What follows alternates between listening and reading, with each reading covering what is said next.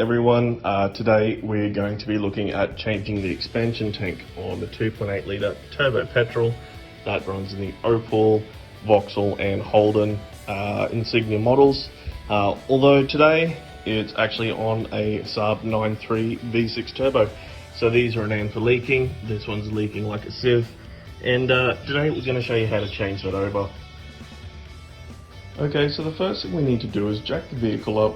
On the bottom right hand side of the radiator is your coolant bung. We need to drop a little bit of coolant out, so we're going to take this overflow tank out. We're not going to get coolant all through the engine bay. So we're going to need an 8mm socket to get out the little bolts that are holding this pan out. Once we can get that pan out, we'll be able to get to the coolant bung. Okay, so once that bottom panel's off, what we want to do is release the coolant bung, just release some of the coolant that's in that expansion tank, so when we pull that bottom hose off, it doesn't leak. So once there's enough coolant removed from the expansion tank, we can go ahead and put in a new one. So we've ordered this one here. It's come in from Phoenix, Arizona, from Rock Auto.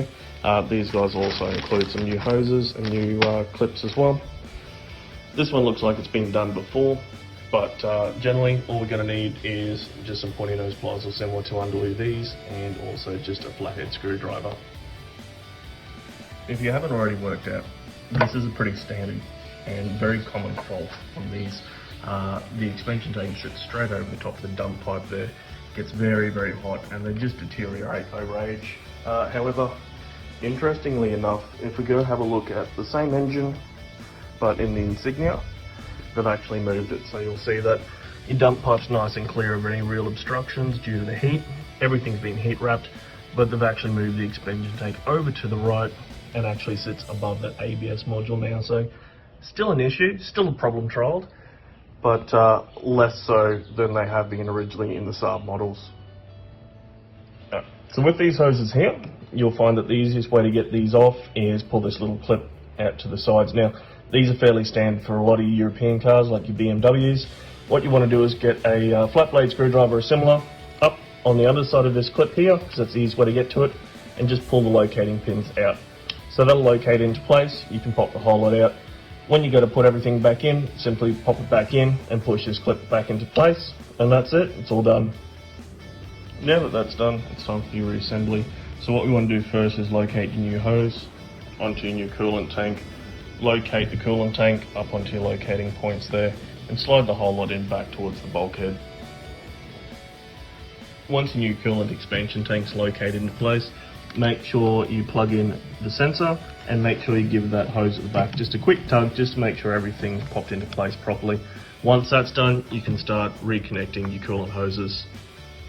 So on your reassembly, you'll notice that some of your coolant hoses do get a little bit gummy, they get a little bit corroded from the coolant. So what I'm going to do is just give them a quick wipe over with some steel wool just to clean them up. Makes the hoses a little bit easier to pop on. So once our expansion tank is in, the next job is to actually fill it with coolant. Now, with these systems here and the way that we've actually specifically dropped the coolant out, we shouldn't see any air bubbles in the system. Saab use a self-bleeding system, meaning that because the radiator is actually lower than our expansion tank, any bubbles that do find their way into the system are actually going to be expelled through the expansion tank, through your outlet here. So again, it's a self-bleeding system. We shouldn't have to worry about bleeding anything. However, if you are afraid that you may have found some sort of airlock somehow, a lot of people suggest popping the vehicle up on ramp so the nose of the vehicle is higher and leaving it idle just to expel some of those air bubbles. The last thing we want to do is start the vehicle, make sure nothing leaks, check all around the area for any leaks at all, make sure your hoses are nice and tight, check your coolant level again in a couple of days, and hey presto, it's all done.